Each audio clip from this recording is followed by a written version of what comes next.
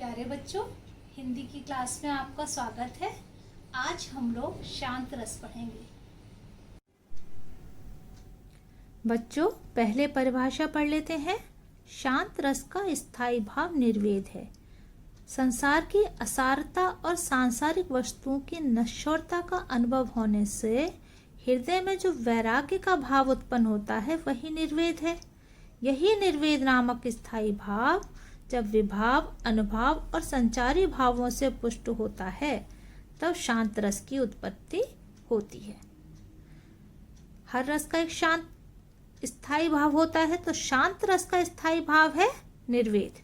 संसार की असारता, असारता का मतलब है कि कुछ सार नहीं है संसार में, और सांसारिक वस्तुओं की नश्वरता, नश्वरता माने कि हर संसार की हर वस्तु नष्ट होने वाली है।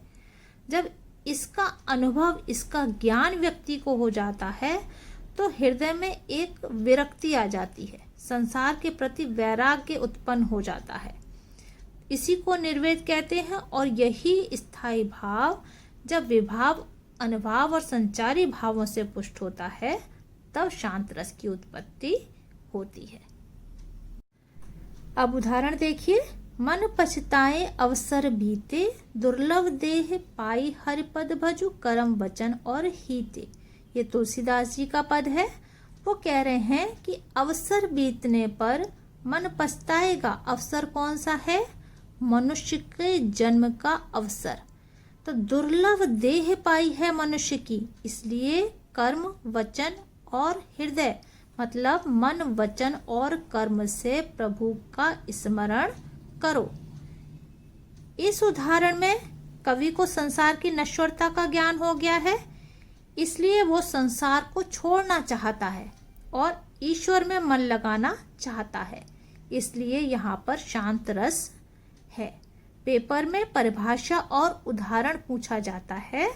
आप अगर इतना भी लिख देंगे तो भी पर्याप्त है, लेकिन मैं कहती हूँ कि और जो मैंने आगे बताया है स्पष्टीकरण, वो भी आपको लिखना चाहिए, क्योंकि आधा नंबर भी आपका ना कटे, बिल्कुल पूरे नंबर आपको पेपर में मिले। इस उदाहरण में स्थायी भाव निर्वेद है, आश्रय कवि, आलंबन तत्वज्ञान, उद्दीपन सांसारिक नश्वरता, अनुभाव मन का पछताना ईश्वर भक्ति और संचारी भाव स्मृति हर्षादि हैं। एक और उदाहरण देख लेते हैं।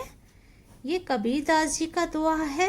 यह तन कांचा कुंभ है, ये शरीर कच्चे घड़े के समान है। लिया फिरे था साथ, जिसको मनुष्य अपने साथ लिए फिरता था।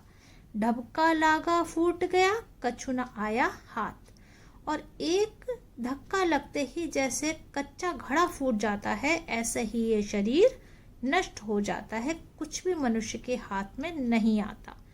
इसलिए इसमें भी, क्योंकि शरीर की नश्वरता का वर्णन किया गया है, इसलिए इसमें भी शांत रस है। कबीरदास जी के, रहीमदास जी के और भी सूरदास, सभी ने सांसारिक नश्वरता के बहुत सारे इस तरह के पद और दोहे लिखे हैं जो कि शांत रस के उदाहरण हैं।